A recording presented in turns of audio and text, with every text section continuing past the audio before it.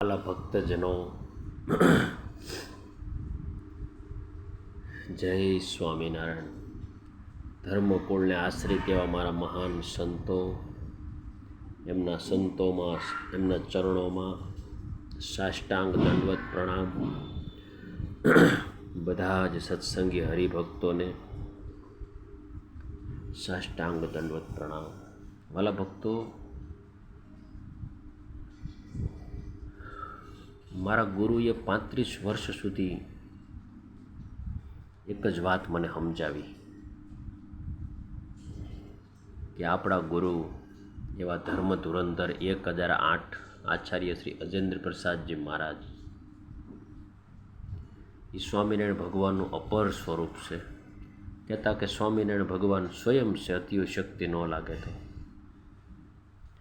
આવું મારા ગુરુએ મને સતત 35 વર્ષ લગી સમજાવ્યું.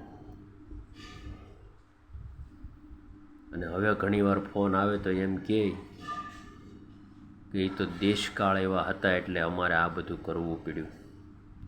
અરે ભલા માણસ, હરિશ્ચંદ્ર રાજા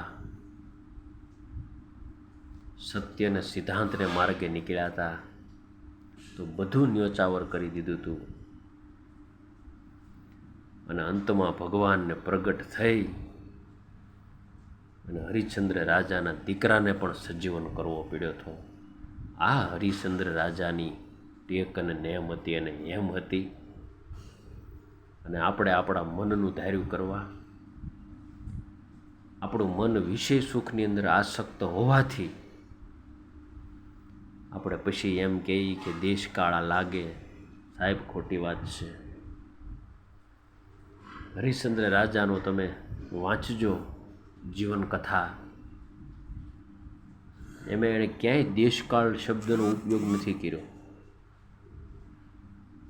કોઈ જગ્યાએ. આ મારી વાત બહુ ધ્યાનથી સમજવા પ્રયત્ન કરજો. શાસ્ત્રોક્ત વાત છે, શાસ્ત્રની બહાર એક પણ શબ્દ નથી.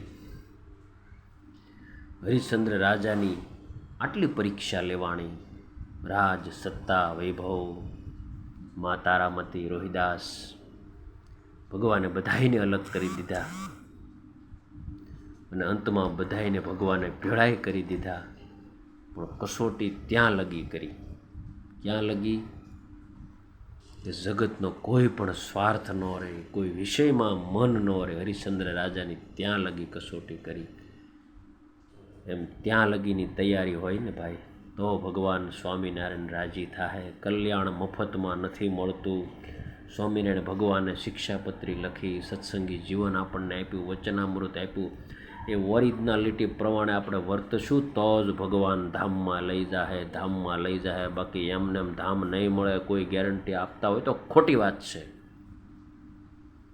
અજેન્દ્ર પ્રસાદજી મહારાજ જે આપણને આજ્ઞા કરે, જે ભગવાન સ્વામિનારાયણના સિદ્ધાંતોને માનનારા સંતો આજ્ઞા કરે, હરિભક્તો આજ્ઞા કરે, એમ જ આપણું જીવન વ્યતીત થવું જોઈએ.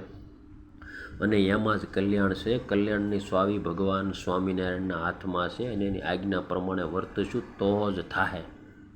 બાકી કોઈ વાતું કરતા હોય ખોટી હવની રીતે તો એ વાત જ ખોટી છે. કારણ કે બાપાની આજ્ઞા આપણા મૃત્યુલોકમાં જો ન પાળીએ તો બાપા રાજી ન થાય. તો આ તો સ્વામિનારાયણ બાપા છે, એ કોઈ દી ન રાજી થાય. એટલે કોઈએ સપનામાંય રાખવું નહીં વાત. જય સ્વામિનારાયણ.